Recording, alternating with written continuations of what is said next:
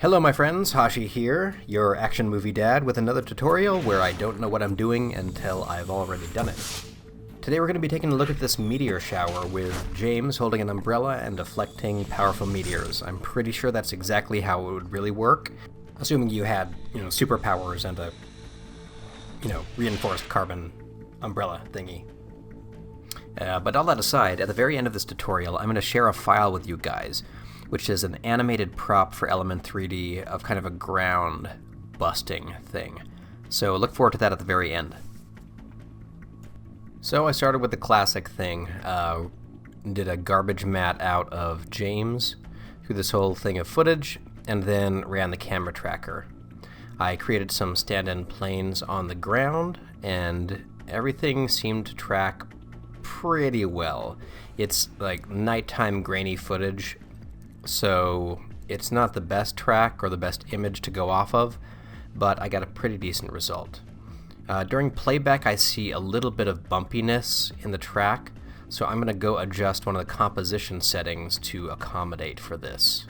So I did a more detailed explanation of this in my Han Solo in Carbonite supermarket video, but basically it means that the motion blur is making things look a little bit too bumpy, so I'm going to go to the composition settings, the advanced tab, and scroll through different shutter phases and then attempt playing back the footage to see if I can make it so the blurs kind of sync up between my digital assets and what's happening with the real image.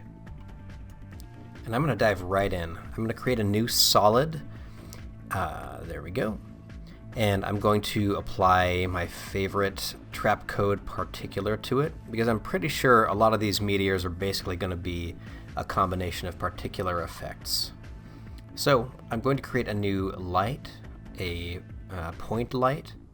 I'm going to rename it Emitter. And the reason I'm doing that is because in Trapcode's settings, I'm going to rename this layer as well. In Trapcode settings, I can go to the emitter type, say lights, and under here you'll see that the default name prefix is emitter. Now this starts off really simple, but it's going to get really complicated by the end. I'm repositioning my emitter to 0, 0, 0, which I know is a point on the ground here. And I also noticed that when I turn it on, its light is affecting all of these other layers. So I'm going to double tap A and click off on the accept lights setting for all of those layers. And I'm going to have to do this for anything else I bring in, because this is a real light and it needs a real value, but it shouldn't be affecting my 3D stock layers and stuff that I bring in later. Also, I know that Element 3D is going to figure into this later, and I'm going to need real lights that are doing real things. Now, I can disable the lights later by just switching them off, but that makes them invisible to me, and right now I need to be able to edit this meteor's path. So we'll proceed with adding a keyframe to the position of this meteor right at the beginning, somewhere over here, and then set just a few frames back a keyframe where it comes from up above screen and comes streaking down.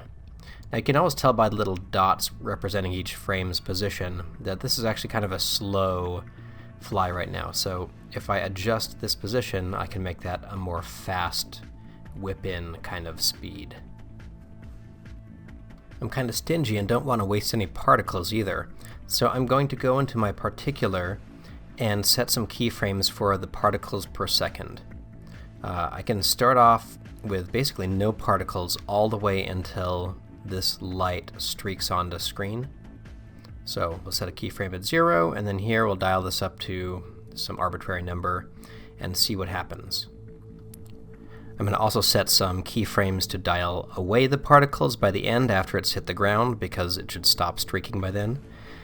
And right now you can see this teeny tiny, really thin streak kind of appear. It's very small, not amazing looking yet, but we're going to play with this a lot.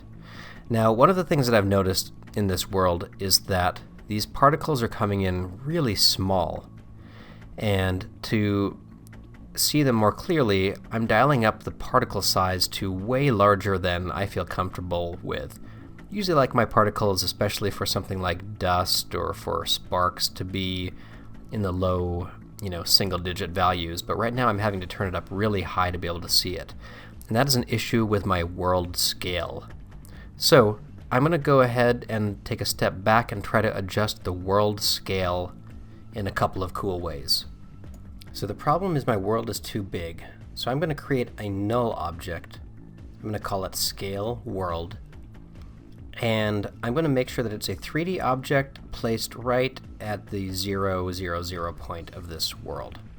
Now, if I attach everything to it, all of the 3D objects, including the camera, like that, I can now take the scale of this and adjust it. It'll look like nothing is happening, but I am really shrinking the world.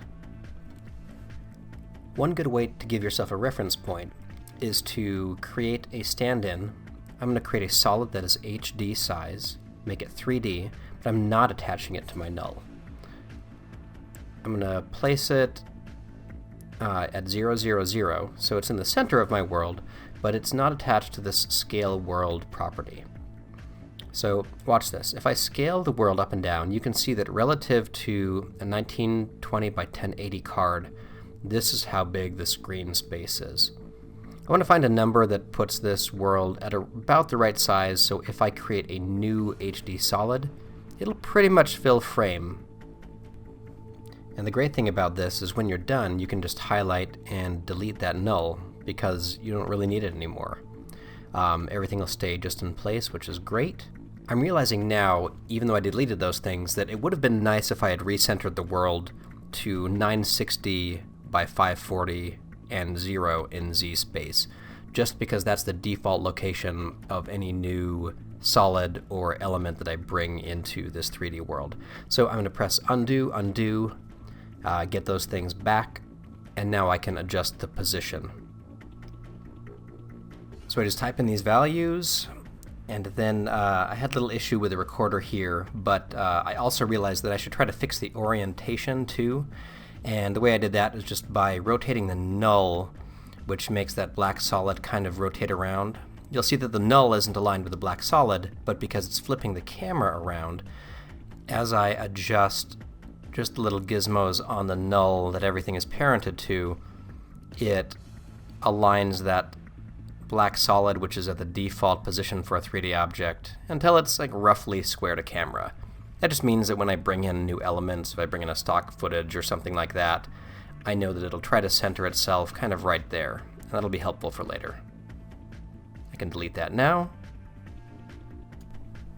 Alright, so now that that's all out of the way, I'm going to go back to getting my particles to look kind of right for this scene. So as I play through, what happens is the particles come down and they obviously kind of intersect through the ground right here. They kind of continue to move with the inertia of their initial velocity. To combat that, I'm going to go into the air settings and turn up the air resistance, which means that there's a little bit of friction in the air now. And I'm also going to turn up the particle size so I can see them. So here, when I play through now, the particles are clinging a little bit more to the air. I'm going to make their life a little bit shorter. I'm going to randomize their life. Over their life, I'm going to have their opacity use the preset of just fading away. So, for example, they'll just fade off after they've struck down like that now. I'm going to go to the visibility settings, and under obscuration layer, I will choose ground 1, which is this which is this solid that I have here.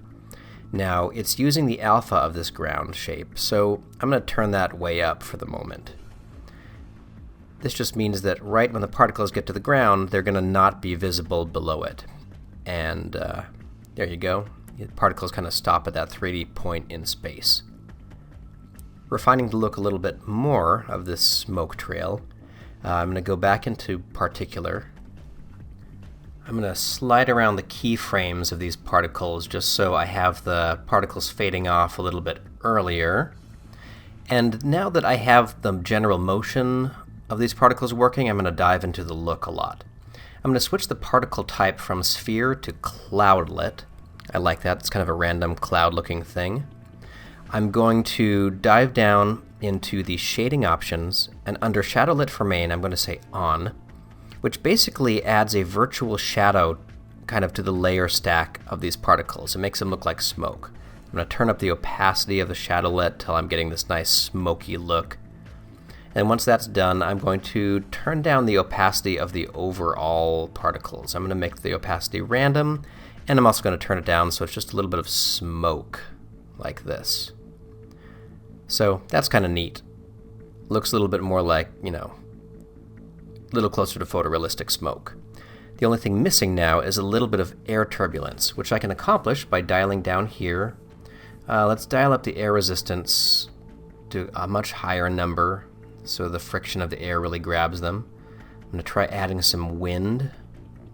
And under turbulence field, I'm going to play with this. I'm going to have this affect, I'll have it move with the wind. I will have the turbulence field affect the position of the smoke. And you can see that's automatically, like, you know, pushing around the smoke at the end of this trail, like a smoky, snaky kind of look.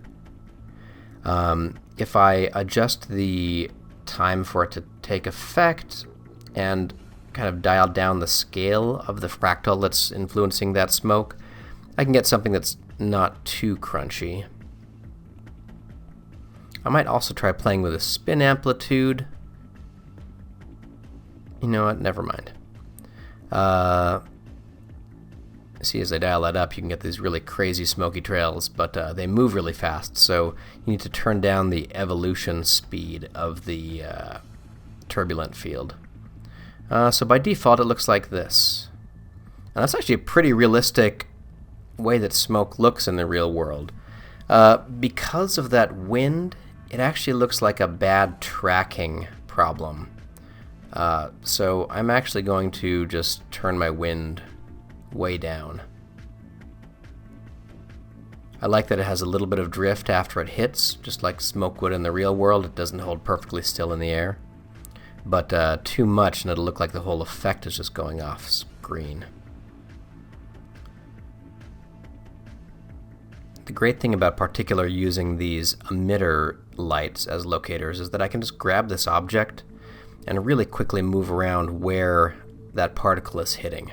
I'm going to continue to adjust this through the video until I really like the composition of all of these meteors falling. Now, one tip for making your particles look a little bit more like real smoke is that the shape of a real smoke puff, as it were, basically starts off with some volume and then it just kind of spreads out, dissipates. So in particular, you can do this. You can draw a curve for the size over life.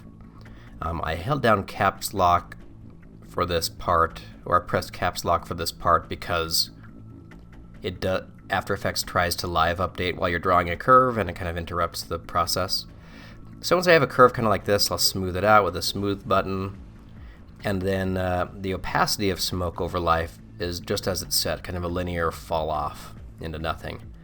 And if I combine these particles getting bigger the way smoke kind of naturally puffs out over time and have it fade out, it'll feel a little bit more like realistic smoke in the way it works.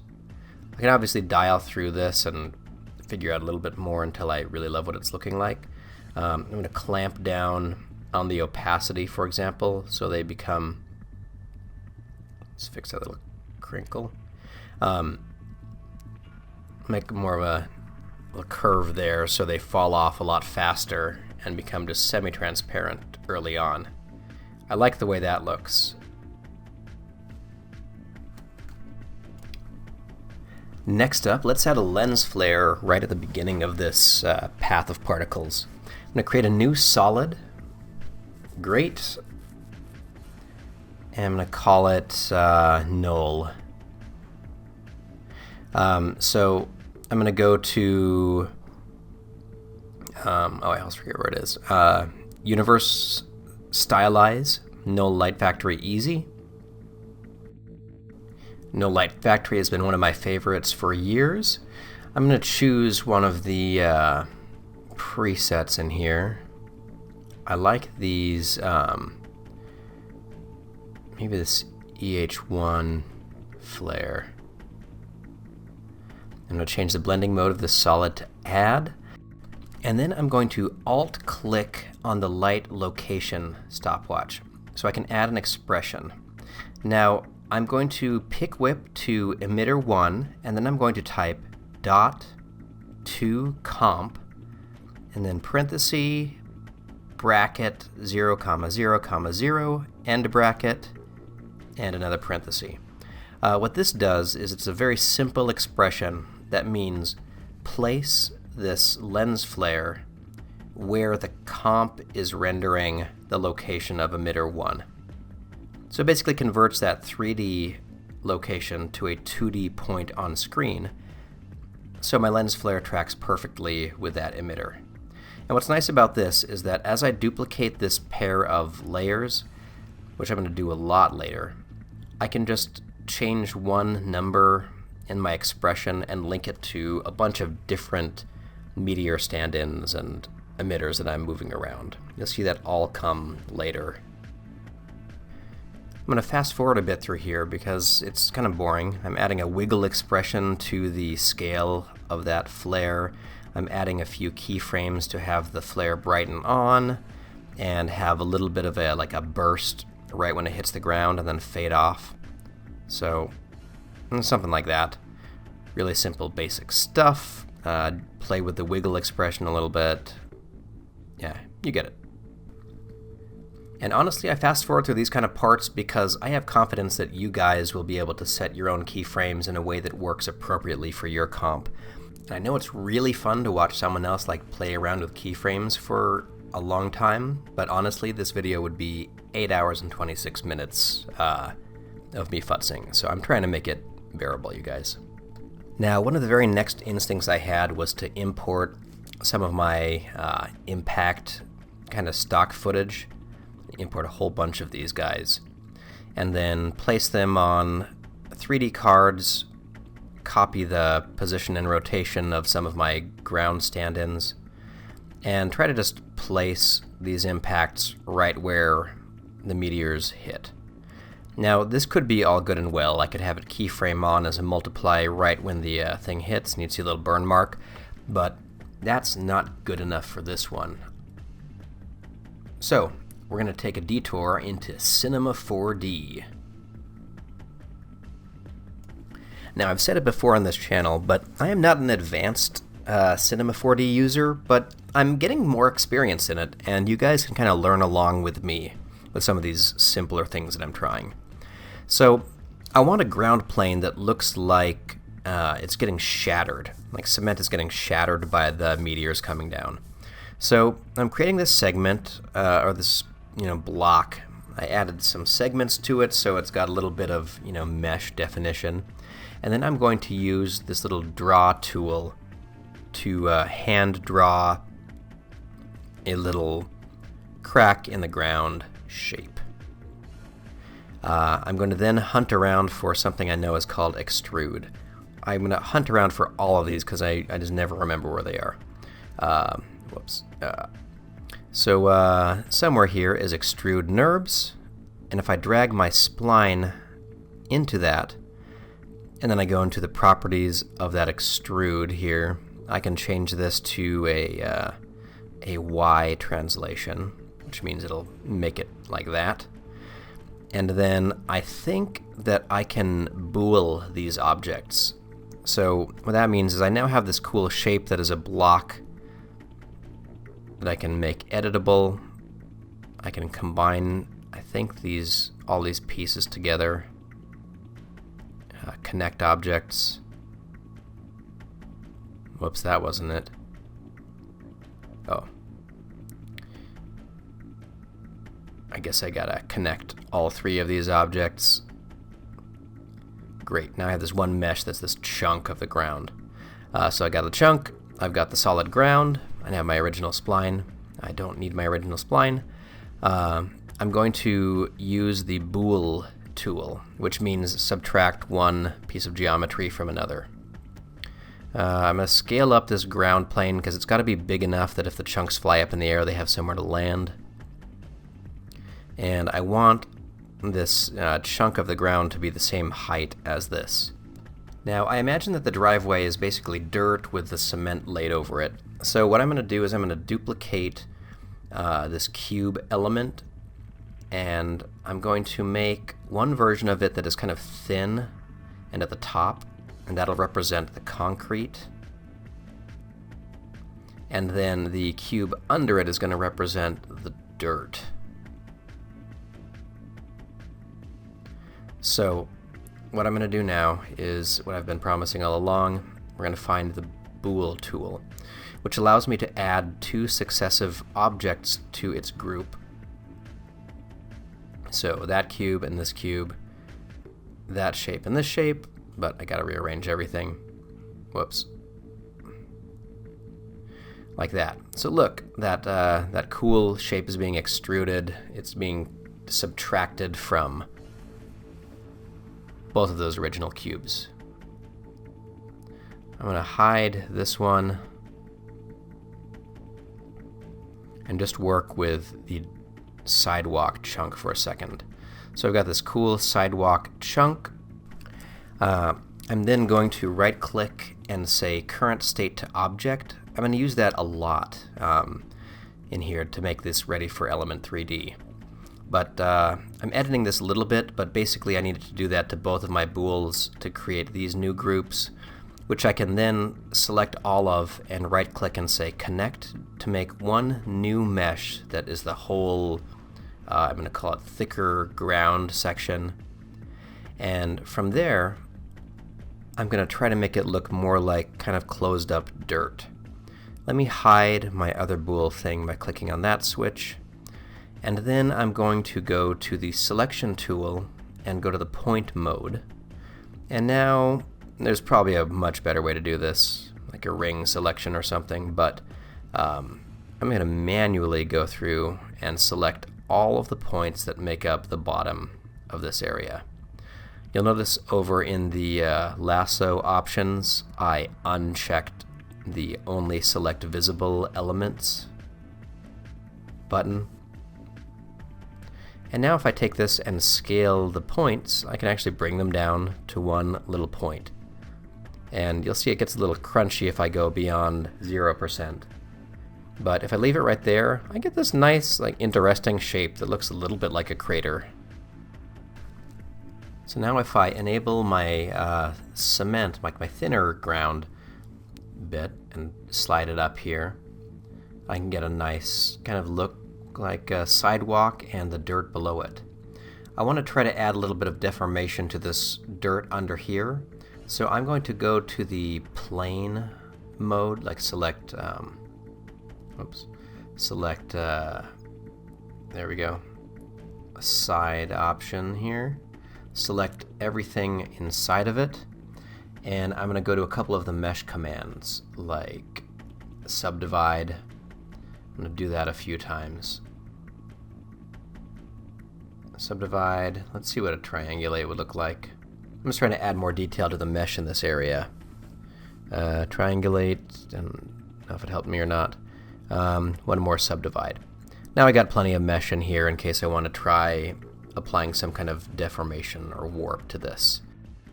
I'm going to start with smoothing and just see what happens if I add that to the thicker ground. Oh, weird. Kind of does this. That was a little bit unexpected, but it actually kind of looks neat. It looks like there's some, I think it's like a smooth interior, but also, I don't know. It's kind of neat. I think that once I throw a dirt texture on here, you're not going to really be able to make out this shape anyway. And that looks kind of nifty and organic. And if I put some crunchy textures on that, I bet that's going to look great. So let's go ahead and bake this out by saying current state to object. Great. Now I have this little thicker piece of ground right here. And that's kind of the interior ground. Oh, it got rid of all of the rest of the stuff, which I guess is fine. I need to start adding some materials so Element has a way to separate how to texture these things up. So I'm going to make one material. It doesn't really matter what color. I'm going to change it in Element anyway. So I'm going to turn back on the broken cement piece, and I'm going to recover an extrude NURBS bit, which if you can remember is that shape that I was using originally to bool these. I'm going to scale down its thickness, and if I move it up, I'm going to turn this into a piece of cement that I'm going to run a shatter simulation on. And it's going to bounce all around all of these other objects, this hole in the ground and the sidewalk. I'm zooming to the side view for just a moment so I can get the rough thickness to be about right. It doesn't really matter, but the closer the better. There we go. So yeah, this whole thing is starting to come together pretty well, and now would probably be a great time to save my work. So let's save this project as Ground Buster. Great. And now that it's saved, I'm going to delete all the pieces I don't need except for these rigid geometries and groupings.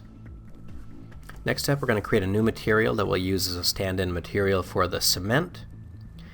And also, we're going to make another material that I'm going to call Make Invisible. You see, when I bring this all into Element 3D, I'm going to be rendering the dirt in the pit, the chunk of concrete that gets broken up, but this whole top surface is actually going to be just a matte shadow. So if you see what I mean, I'll render this inside lip, the dirt, but I won't render the part where all of the cement is going to be shattering and landing on. I'm going to use the actual footage and just try to line up everything in 3D well. So speaking of area that I need to have my shattered pieces land on, I'm realizing my cube is a little bit small.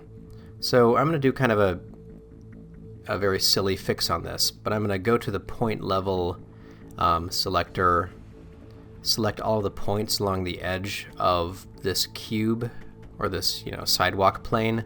I'm just going to scale them all up. Whoops. I'm going to scale them all from the center.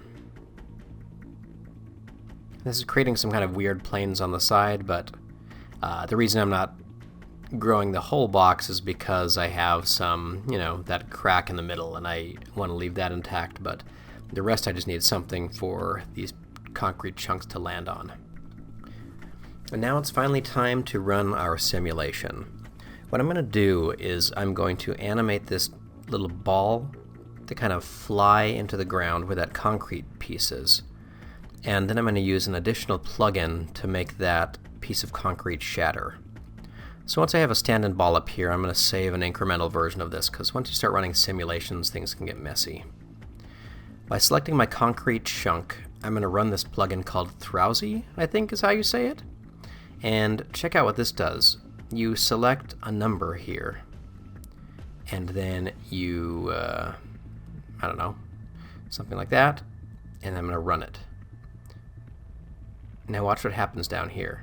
That piece of concrete gets broken into a whole bunch of little pieces, and it even fills in the sides, and it makes, another little small chunk out of all of those.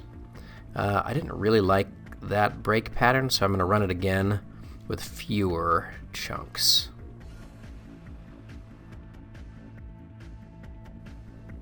And that works just fine for me. This new group over here automatically has a physics tag attached to it, a simulation tag. I'm going to go through and add simulation tags of collider body to my concrete and also to that sphere that I have. Now, there are better tutorials on this whole topic, but basically simulation tags tell Cinema 4D that when the simulation is enabled, that it'll run some kind of a simulated physics on each of these objects. If I play it with it disabled, nothing happens, but watch it as soon as I check that box and play this back, the world gravity is acting on that bunch of concrete. It gets a little bit slow and chunky here because it's trying to calculate everything that's going on. By highlighting this object and going over to the dynamics body settings, I can switch this to say trigger on collision instead of right away. So that means that it'll wait for something to bump into them, i.e. this ball, which I've set 2 keyframes for. I'm going to have it run right into the ground, set another keyframe. And now watch when I play back. Boom!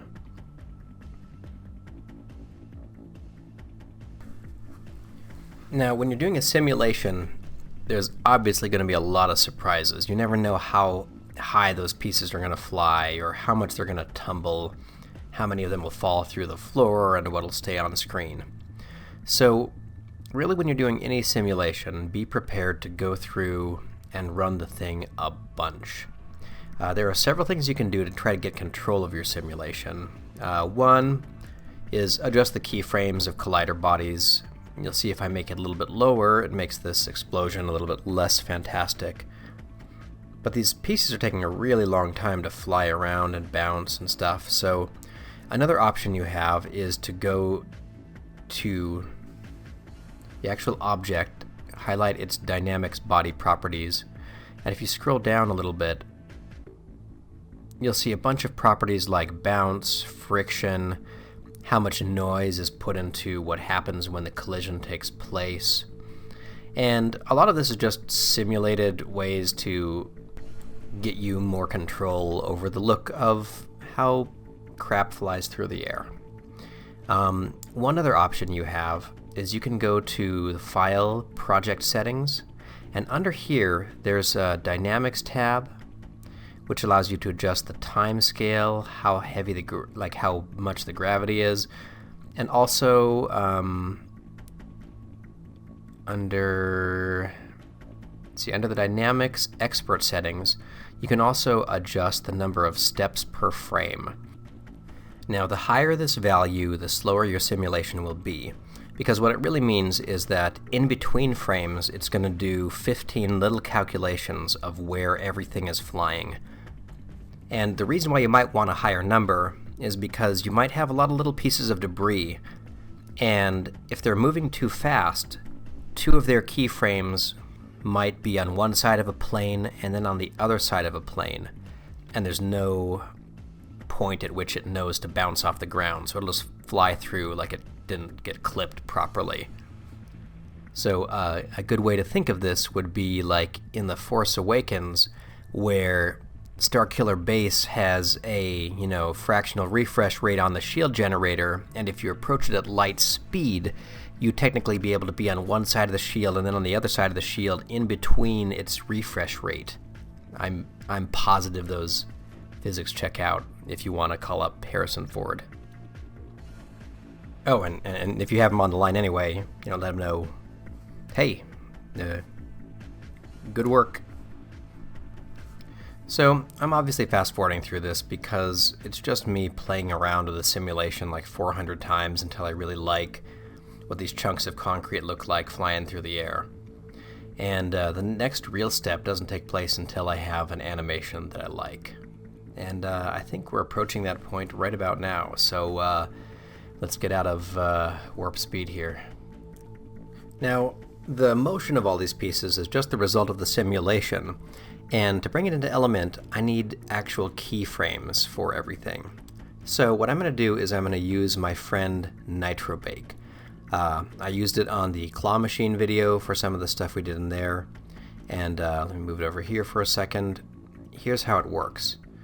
If I highlight that physics simulation of all these pieces moving through the air and press NitroBake, it runs through my animation, and it records the position, scale, and rotation of all of those little pieces throughout this whole thing.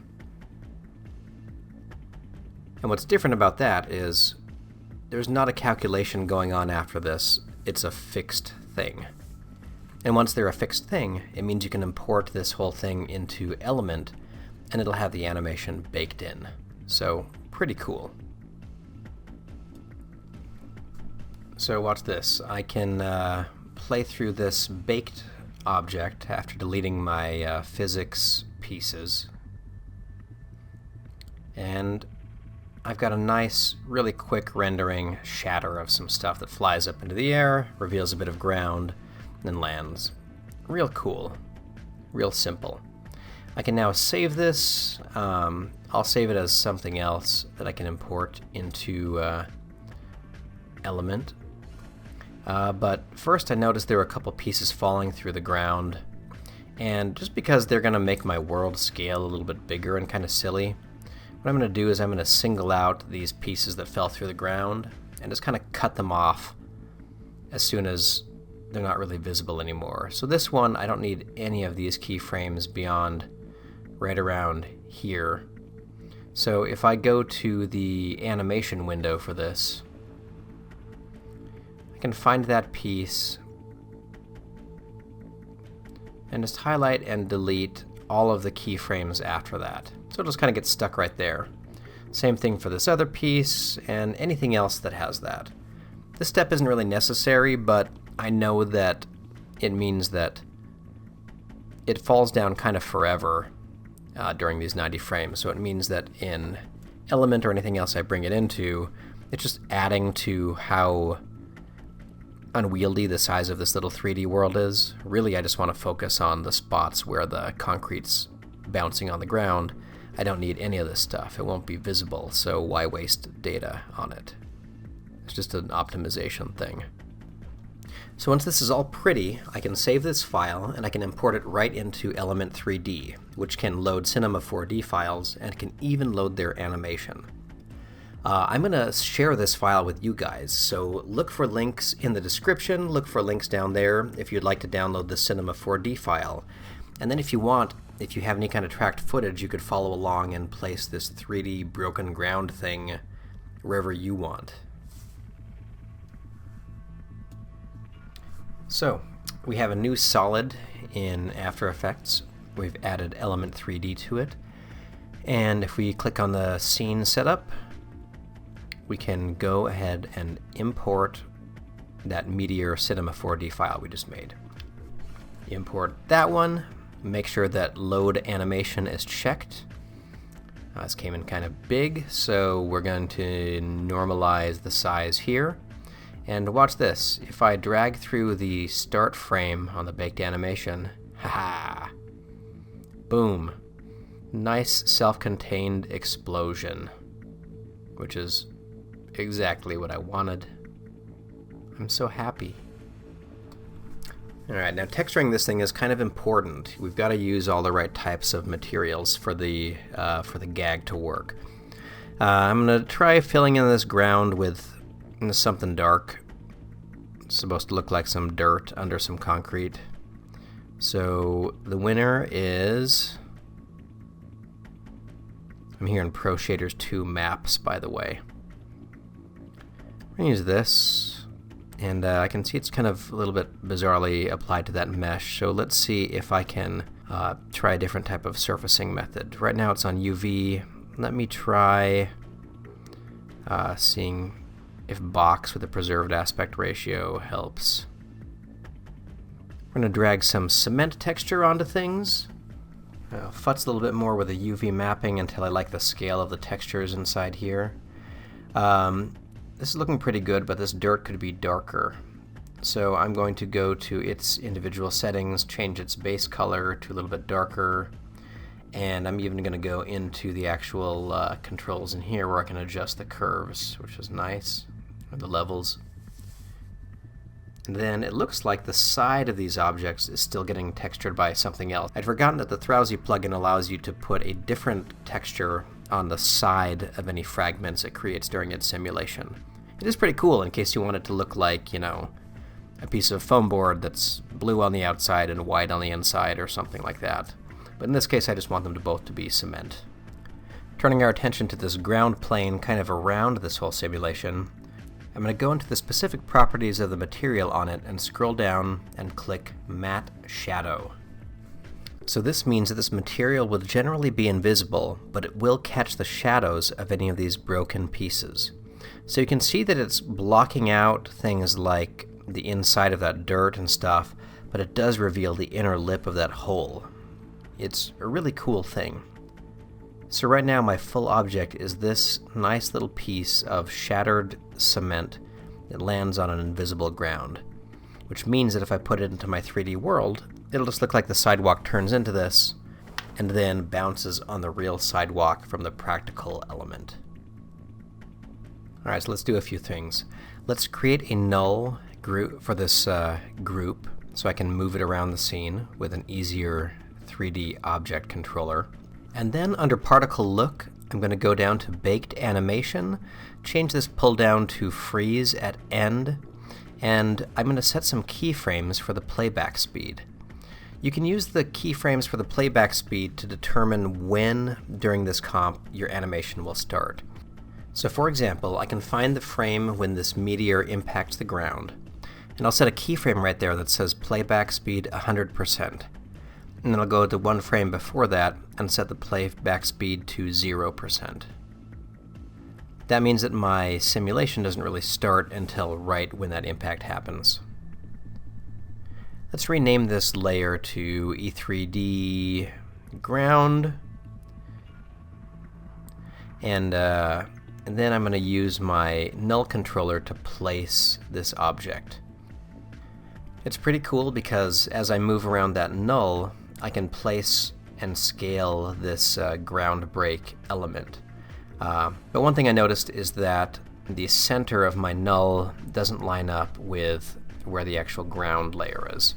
So I'm going to jump into element again and quickly realign this whole ground to be more aligned with the actual, the real ground in here. Let's lower the whole thing. Okay, great. So that centers the center of the cracked ground right there. I'm going to copy the position and rotation of that original ground plane that I'm using as a stand-in for this, rotating this by 90 degrees. And watch this, with those keyframes, that break happens right on that frame. I can now move this all around using this little group if I just use the gizmos to reposition it. And it looks like it has to go pretty far back here to be visible. So let's move these down in the layer stack to be behind that lens flare and that smoke. I'm realizing that the first few frames of the animation are actually kind of accommodating for that ball that was coming down in the simulation before it actually hit the ground. So I'm going to slide these keyframes of the playback speed back a little bit. But then I'm going to be introduced to another little problem, which is After Effects had kind of image cached what Element was doing previously on some of these frames. And sometimes I've noticed that when you shift around playback speed keyframes, or if you're messing with this property, some of these properties get stored in After Effects image cache here, and they mess up your playback or your RAM preview. So just something to be aware of. If everything seems like it's going really weird or frames are jumping around, probably it's a playback and memory issue and not actually an element issue. Here in this RAM preview, you can start to see the fundamentals of what we use for all of these meteor strikes. The tracking is a little bit weird. I didn't have a stand-in plane right in that area, so I'm going to do a little bit of adjusting to this ground plane. Its angle's a little bit off. And unfortunately, I can't use the camera tracking tools anymore because I did all that monkeying with the world position earlier. So I'm just going to kind of wing it. I'm going to play back this a few times, make some subtle tweaks to the null until it roughly looks like that hole is staying in the right spot on the ground as I walk forward. Right now it's too high off the ground because of parallax. Yeah, so I'm going to move it a little bit lower, a little bit back. And I'm just going to do this a bunch of times, folks, until it looks right to me, or right enough. And hopefully that mixed with a bunch of other dust elements and crap will mean you don't pay too much attention to my floating tracks. And let's not forget the importance of some motion blur. I'm going to use Real Smart Motion Blur instead of the built-in motion blur for now. And then right here in the RAM preview, you can really see that it's starting to look more like a nice hole in the ground. You can see into it. It happens right when that meteor strikes the ground. It's pretty cool. Excellent. So now let's take some more steps to make this look realistic. In the render settings, I'm going to enable the ambient occlusion, and I'm going to crank that value up pretty high, as I like the self-casting shadow look.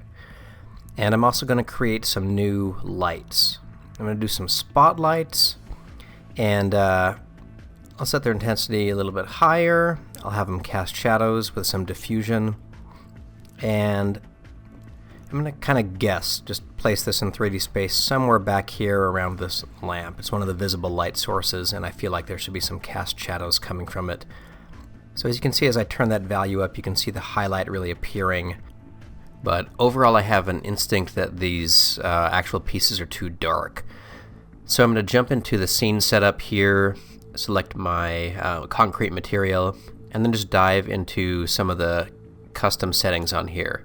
The diffuse color is white, and so if I turn down the diffuse percentage, it'll basically blend the that top level stuff with white. And I know that I can also add some other lights in here, like some ambient light that kind of is gray, like their surrounding scene. And that'll brighten it up a lot. I always want to make sure my material is as close to good by itself as possible before, bombarding it with a bunch of light. Next up is going into the shadow settings under render settings and enabling them. I want to do ray traced shadows. Great. And I'm trying to kind of match the same shadow angle as those garbage bins in the back there. They have a cast shadow from this lamp way back here, and I want something to look a little bit like them.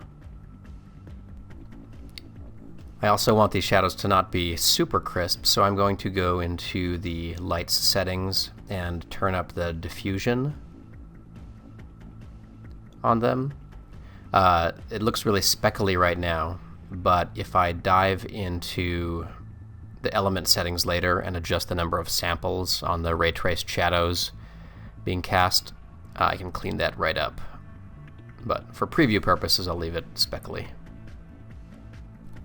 Some of the standard effects I add to my element layers are some color correction kind of tools. I use key correct color matcher, where I can tell the element layer to try to match the background footage a little bit more.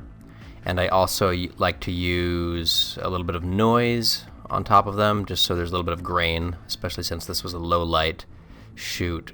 I'm using noise because it's actually a really lightweight one to do for this small element. You can also use add grain and get a much more, high quality noise match or film grain match, but in this case I think it's going to be covered up by a bunch of dust and smoke anyway, so I just want it to be a little bit alive.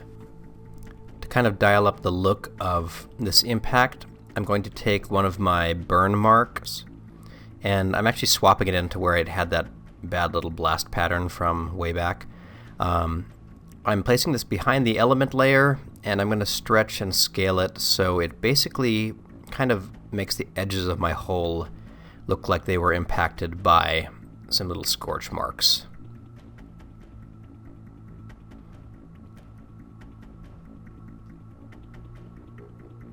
There we go. Next up, we got my signature move of layering in some Action Essentials live action elements. We're going to go for the dirt charges. Let's load them all in here. Alright, now it just becomes a matter of selecting the most ideal stock element for this video.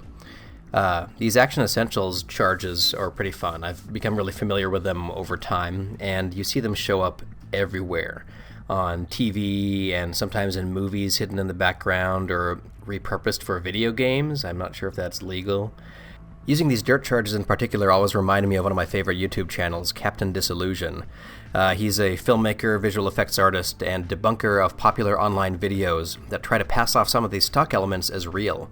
So if that sort of thing appeals to you, you should check out Captain Disillusion's page. He's even done a slight takedown of Action Movie Kid before, which I thought was pretty entertaining. So in the background here, I've been kind of trying to find a good placement for that dirt charge. And once it's in place, I'm going to do some more 3D work. I'm going to duplicate my light source and kind of try to place another light over here where this other lamppost is. All of the cast shadows in this environment are kind of this blue color up here. And so I'm going to try to approximate that, and you can do that a couple ways. It's usually through the ambient light color, and also, if you want, you can tint the ambient occlusion to be a certain color. I'm going to increase the samples on my ambient occlusion tint it the same color as some of these blue values in the scene to try to get that working a little bit better.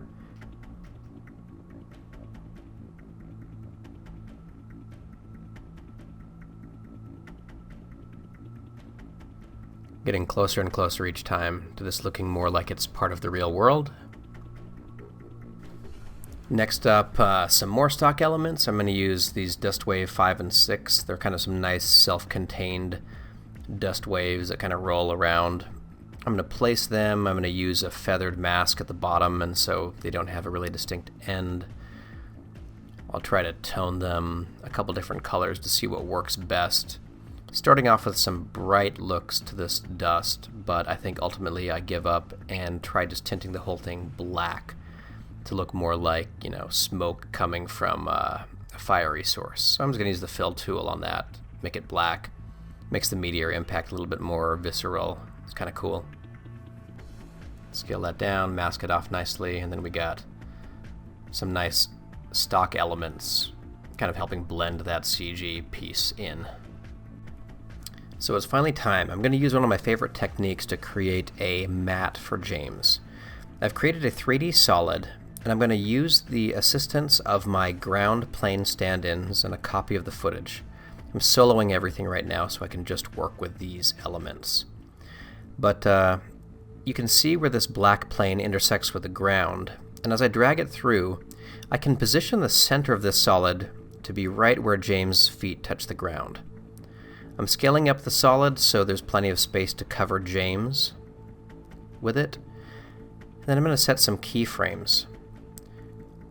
As I go through this whole video, I can push and pull this little black solid through space and put its axis right down kind of where James' feet are. And with just a few keyframes, you can kind of see the way the ground kind of disappears. Those ground guide planes disappear as I place this. It means that I'm getting a proper Z placement on where James is in the scene.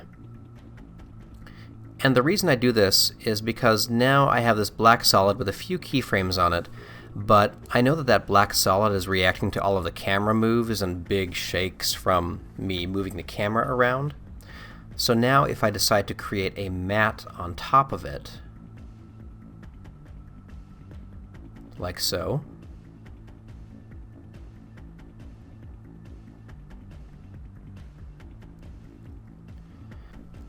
and once I have a nice mask that I want to use and set some keyframes, if I scrub through the whole video, you'll see that the relative position and size of that umbrella mask will translate through Z-space. What's nice about this is it means that a lot of the broad camera shakes and moves are actually being handled by the placement of that 3D black solid, and I can just go through and add a handful of keyframes on the umbrella's specific shape and get a really nice result. So lastly, I'm going to dive down to my particular layer, duplicate it, and I'm going to create some cool spark effects from here. So I know that all these settings are great and they're linked to my emitter and everything like that. If I rename these to distinguish them, that'll be helpful. But these bright particles, I'm going to use the glow sphere setting. I'm going to change the shape of the particles over life, and I'm going to reset their opacity to just be solid all the way through. I'm going to scale down these particles a lot, so they're just these little teeny tiny things like that. I will adjust their color to kind of this gold look here, the blending mode to add, turn up the opacity, and then if I play with the velocity and life settings, I can kind of get these sparks to be a little bit more spread apart and interesting looking. So here we go. Looks like that curve on the size over life should just be a linear fall off. I forgot that I use that other setting more for things like magic, sparkly dust. We'll tweak the velocity a little bit more. And I'm kind of fast forwarding through this part a little bit because finding the right particle look for you will be really dependent upon your comp. I'd like these to look a little bit like welding sparks. So up here in the physics setting, I'm going to switch to the bounce mode, turn up some gravity, and I have the ground 1 selected as my floor layer. And taking a quick peek at this RAM preview, I'm pretty excited about what these sparks are going to bring to the table. Now that all these sparks are doing stuff, I'm going to dive into the original smoky layer and play with the color settings a little bit, because I want these to look a little bit more fiery than they look at this point. So I'm going to set the color to change over life. And then I got all of these little drop-down color swatches that I can adjust to change over life. If I don't want one of them, I can just drag it down and off screen. But I want the particles in that smoke layer to start off yellow, then become red, and then kind of fall off to a more smoky gray color. So as I select a bunch of different colors for this, you can see that the color of that smoke up there is just changing over the lifetime of the particles.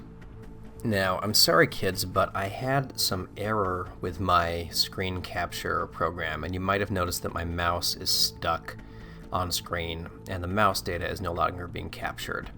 So it was an okay time for this to happen, because at this point in my comp I have everything that I need for each individual meteor strike.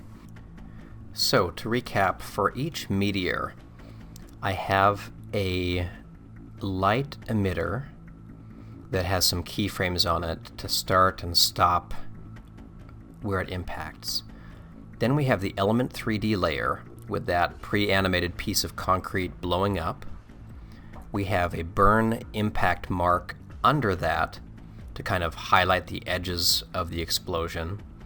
And then we have 2 particular effects layered up. One is a bunch of smoke kind of colored red right where it comes off, and then some sparks that shoot off from it as well that are bouncing on the floor when it lands.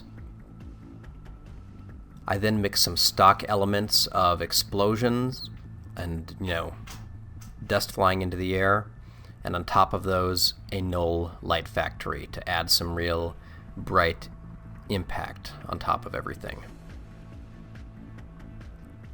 I've completed that one full time, and now that I know my process, I can start duplicating a handful of these layers and creating a bunch of copies for them so I can have a lot of meteor strikes.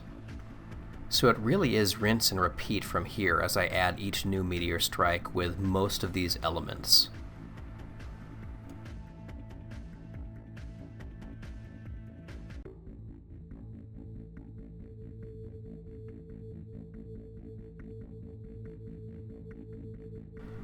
One thing I did want to call attention to is what happens when I duplicate these particular layers. I realized that an easy way to distinguish these things would be to rename the emitters to something else, because particular uses a prefix, and right now they would all be called emitter 1, 2, 3 if I just outright duplicated these. But I'm going to need to do something a little bit more involved, which is rename these something like Meteor A or Meteor B. And once I use that as the prefix, I can just tell each of these to use that specific name as the emitter. I'm kind of workshopping through it here, but after this I get to be kind of a pro at just flipping through and adjusting these as I need.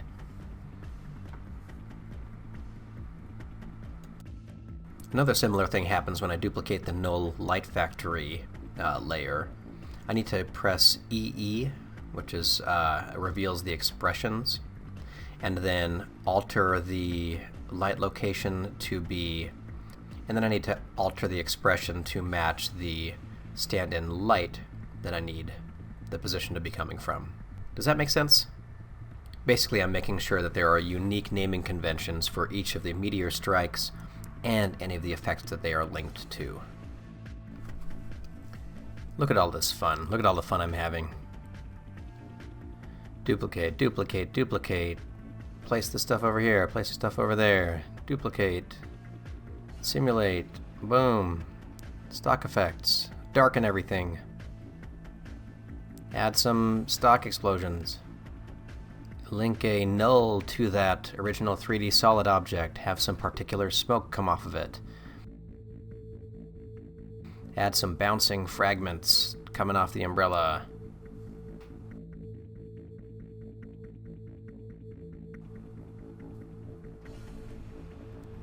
Neat, neat, neat, neat, neat. Get serious about masking out James a little bit more. Add one cool foreground explosion. For variety, add kind of a bouncing particle when it lands, then bounces off screen. Maybe add some stock elements to that when it hits the ground. Try to darken the sky with an adjustment layer, then give up on it. And then I'll slow down for a second for this very last part, which was adding a new solid. I added element to it. And then I'm going to try to be resourceful because I recall that somewhere in, I think the starter pack, there are some rocks in here. I'm going to grab this rock and I'm going to alter the levels on its default texture to try to make it look like a glowing, you know, lava-ish, like lava rock-like meteor. If I go through some of the surface settings, I can have it use illumination, and up here I can load that same rock texture. I'm just going to copy and paste it over here and adjust the curves so I have a little area of this rock that is just glowing. Where are our settings? Here we are. And I can turn up the intensity of that so I get this kind of cool glowing object. I'm going to make sure that the environment around it is something a little bit more complex. Looks like the nighttime. Great.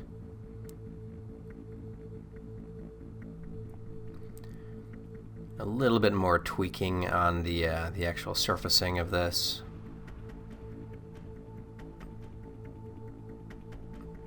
And then the next thing I'm going to do is I'm going to add a plane, basically a layer that this can be interacting with. This plane is basically just going to act as a matte shadow and also kind of an intersection layer, so when this meteor falls it goes into the ground, or appears to go into the ground. So I'm checking matte shadow, I'm adjusting the scale to be really high, and then on my rock I'm going to set it to auxiliary channel 1 so I can control its placement just with a few keyframes in the auxiliary channels. And then the rest is just a repeat of what I've been doing before. Adjust the render settings, add some ambient occlusion, figure out the good shape of this thing, add some impact marks and some cracks on the ground that I'm animating a mask on as it lands here. Duplicate all of my particular layers. Duplicate all of my particular layers, adjust their width and color settings to kind of mesh well with this meteor coming in. And since it's center frame, I spend a little bit more time with the physics and making sure the bounces and stuff look kind of cool. And once we're in a good place for that, that's pretty much my comp. Boom. So hey guys, thanks so much for sitting through that exciting tutorial. If you go to the description below, you'll find a link for this file. It's the ground buster for E3D. It includes the ground busted maps, just some cement and dirt textures, an Element 3D file in case you want to move these two pieces and the maps right into your actual Element 3D folder, and also an After Effects file. So let me just show you a preview of what is inside this After Effects file. We've got this. It's very simply a small comp that has this cement busting up segment. So pretty straightforward. Inside that you've got a black solid that has the ground buster on there. If you go to the scene setup for element, you'll see that it's got this nice ground busted piece. It's got the matte shadow texture, a cement edge, cement texture, and some dirt stuff going on. And also I added just did a few custom things like enabled the ambient occlusion, turned on the motion blur, and you just have this nice little piece. And it's actually 3D, obviously, so you can move your camera all around it, and you can use this null to position and place it inside something else. So if you motion track some footage, you can basically copy these pieces into it, and as long as you align this null right onto the ground plane of whatever you have, you can create, from whatever angle you want, this piece of cement busting. It's not the most pro simulation ever, but I'm not a very pro kind of guy. Anyway, mix that with stock effects, burn, impact marks, and stuff like I did in the tutorial, and you can get a really good custom look. And assuming this isn't like feature big scale in the middle of your comp, it works really great from afar just to see little things busting up and doing this kind of thing. So yeah, I feel like this kind of thing could be really useful. Hey, Video Copilot, Andrew, get some guys to do some simulations and export some animated props for us. We can just drop them in, it'll look cool, they'll look 10 times better than this, and we'll mix them with your other products. It'll be fun. Call me. Anywho, thanks you guys. Feel free to let me know in the comments if you did happen to make a video using this stuff. I think that YouTube filters out your comments if you include an actual link for a video, so maybe you can just say something subtle like, hey, I used this in one of my projects, and then I can click on your username and try to find what you used it in. I love to see that kind of stuff. Thank you guys so much, and I hope you have a wonderful day. Bye-bye.